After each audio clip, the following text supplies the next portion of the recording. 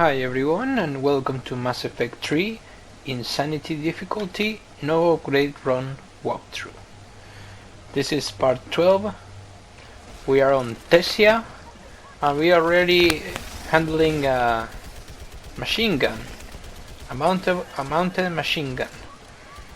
We have to defend this bridge in this part of the video, and we will be fighting Reaper forces mainly. We are on the Asari homeworld, and at the end of this video we will be fighting Kai Leng, but it's not the fight that I been mentioning, not the boss battle Kai Leng. It's just the previous encounter with Kai Leng. It's like a mini fight where you end up losing. The main boss fight of Kai Leng will be in episode 14. So there we go. We're gonna see a new enemy in this episode that is called a Banshee, and I will be explaining the Banshee right away because when we get to it the fight is going to just show you what I explained. Now the Banshee is an Asari Yardak Akshi, a special kind of Asari with very high biotic powers that has been transformed by the Reapers to be a sort of monster. She's really tall, really ugly, and moves slowly, but she can warp. She can kind of teleport not very far. She can teleport 3 meters each time she teleports. She usually does 3 or 4 teleports, and then she lost his biotic power, so she have to recharge. Now, the way to fight a Banshee is mainly stay away from her, because she's going to charge you. She's going to come for you or for your friends. And the thing about the Banshee is that if she gets to you, if she gets close to you, you're dead. It's just like the Phantoms, but a lot slower. She has one grab that is an instant kill. She just grabs you with one hand and impales you with the other. That's a death in any difficulty. She has a sort of claw attack with 2 hands that destroy shields and leave you staggered. Really dangerous because you usually have other enemies around.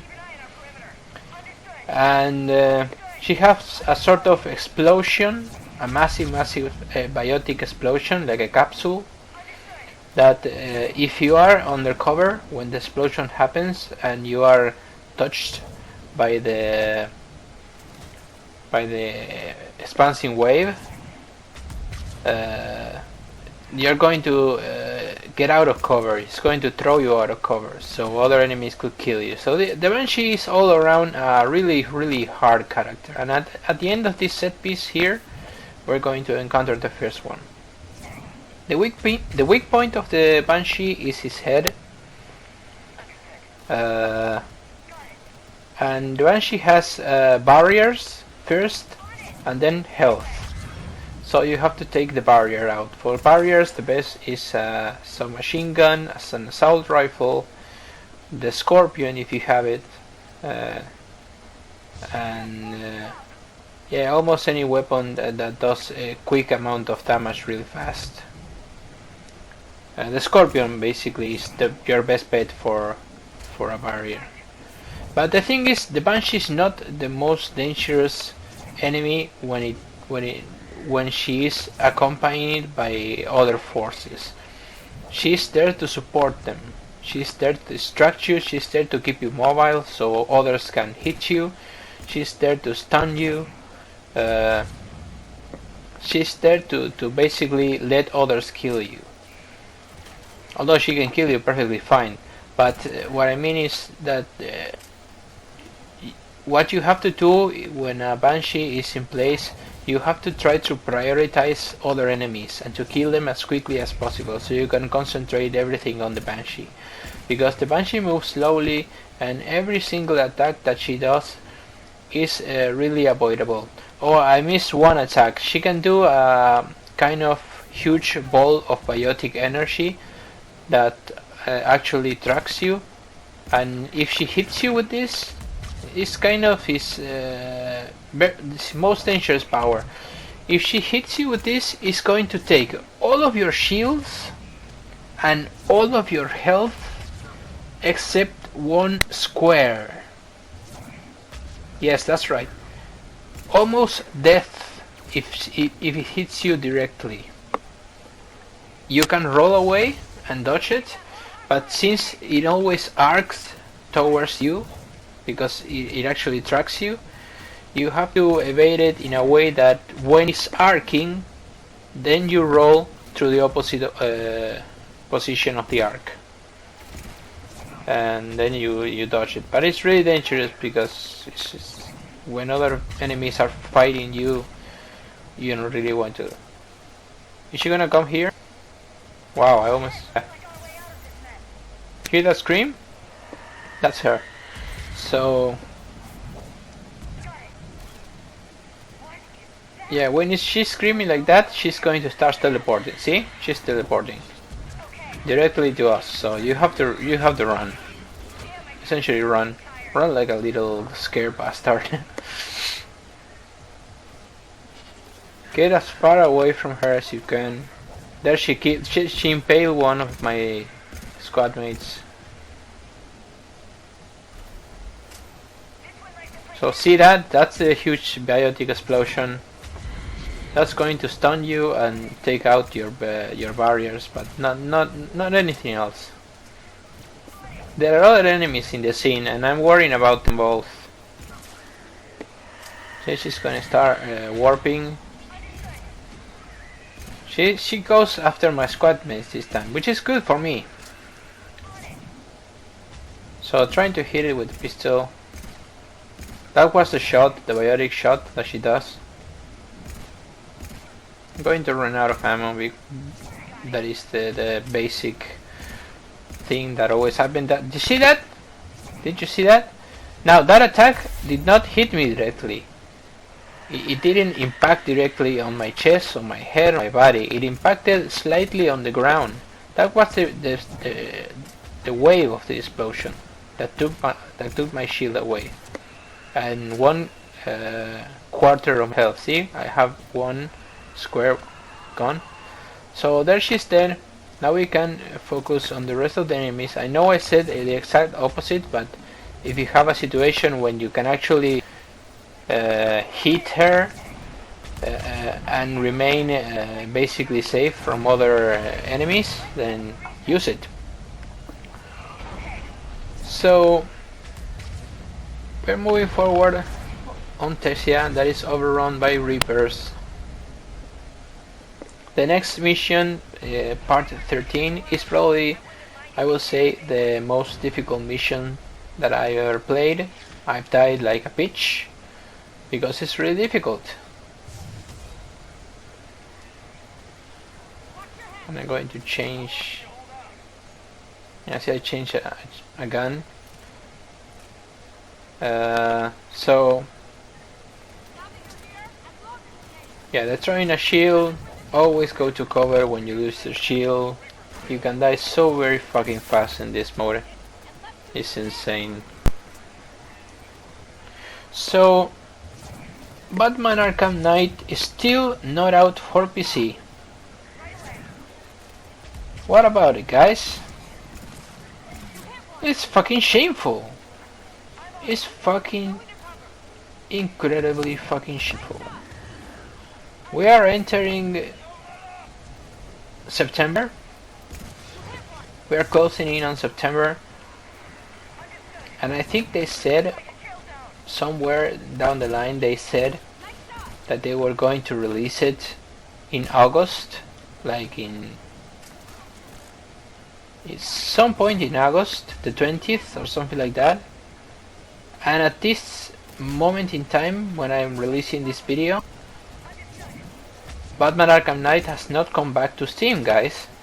So that means that while we are all finished with the game. Well, some of us have finished with the game. Big Benedict refused to finish the game because it was a piece of trash, which is right. It's a piece of fucking trash. I don't know, I spent $60 and at least I wanted to get to the end. At least I wanted to see the end. And I did see the end. It's a piece of fucking trash. So I just can't understand how Rocksteady failed so much. Oh, and by the way, if you want to buy the DLCs that were pre-orders, part of pre-orders, like the Harley Quinn or the Red Hood DLCs, which both at the same time both kind of make like 1 hour of gameplay, like they are both finishable in 30 minutes each, 30 minutes each. Oh my fucking shit. And everything that has come out of the season pass, remember they charge $40 fucking dollars for the season pass. Everything that has come out from the season pass has been ugly fucking trash, because that Batgirl missions, again, you can finish them like in 1 hour. And what in the fuck? Because people paid. I didn't pay it. I don't buy season pass. I never buy season passes. But not even on Witcher 3, which I really liked. But I don't. I don't like to buy something that I don't know how it's going to turn out. Really sounds stupidly logical, right? But I just don't. So I guess, and we have another Banshee here. I guess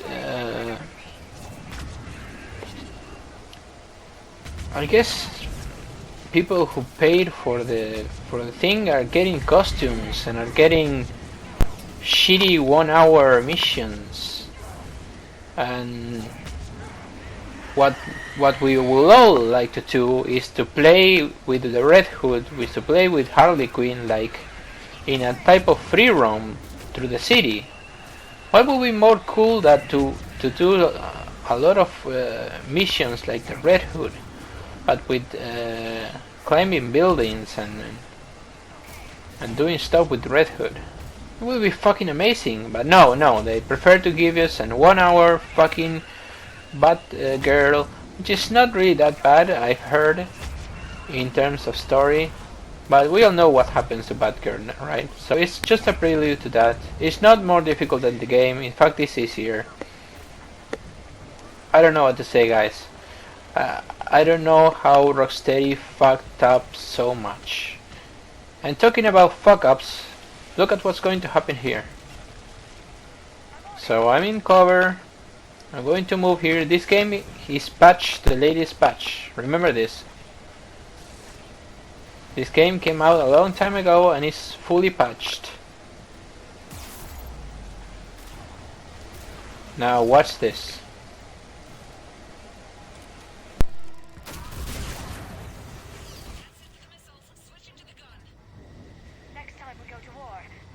There we go. There we go. And now I'm trying to figure out if I have to reload the last checkpoint. And I'm beginning to think that I have to. Since I get to fucking nothing to fix this. So, talking about Batman... See, I'm going to... Talking about Batman Arkham Knight.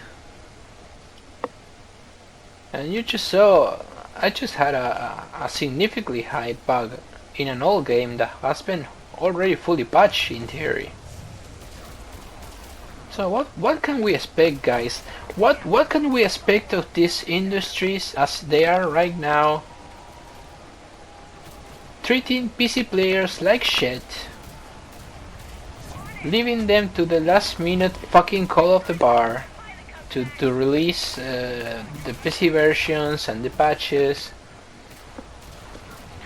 releasing those ports that are unplayable. How much bullshit are we going to keep getting until we say stop, until we don't pre-order anymore, until we don't buy these fucking games until they are fixed? Even though I was reading on the forums the other day that people were actually waiting for the Game of the Year editions, sort of all the games. You know, when the game actually is finished with DLCs and whatever it released, and it comes out everything in a neat package, and then just buy that, and then you're fine, right? But the thing is, you can do that in a lot of games. I agree with that.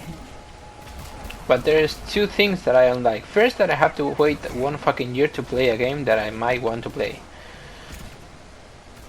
That's definitely something you have to choose. And second, it doesn't work with every game. For example, if I would have done that with Bloodborne, I would have never played online or never have experienced the online community at all. But the online community of Bloodborne is a piece of fucking trash. So let's just say Dark Souls 3. When Dark Souls 3 comes out, I don't buy it. I wait for all the DLC of Dark Souls 3 to come out, and I buy it like a year later. The thing is, by a year later in Dark Souls 3 there are going to be a community of players doing PvP and doing all sorts of stuff. And I'm going to miss it. I'm going to miss it all. The best time to play a Dark Souls is the beginning, when everyone is getting it, when no one knows how to play it yet.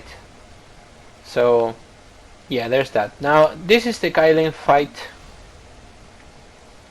You can see, you just have to shoot it a couple of times. If you shoot it, he's going to do that cart roll backwards, usually. And that's going to come in heavy in the strategy on how to defeat the boss, because I can tell you now happily that I have defeated Kylen, the boss fight. I have found a way to defeat Kylen. I think I have developed a strategy that will work sometimes and sometimes it won't, because it's highly reliable on luck. But as of this moment, I can tell you that having defeated the most difficult part of the game for an upgrade run plus, well, it's not really plus, but an upgrade run, I can actually say that I'm finished with the game, because after that mission there is nothing else. There is simply nothing else. There is the last mission on Earth, and it's not really that hard. It's not all hard. So I'm thinking about finishing this walkthrough on the Kylen boss battle. And if someone requests that they would like to see the last mission, then put it on the comment, guys, and we'll do the last mission. I'll do the last mission for you guys, and I'll show it to you if you want to see it.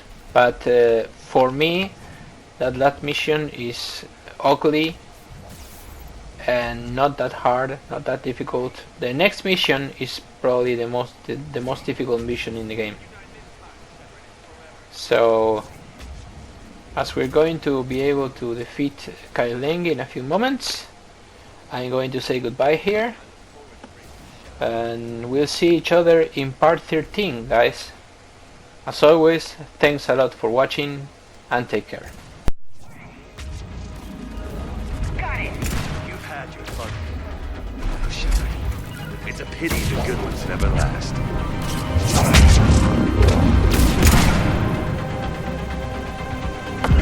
Got it.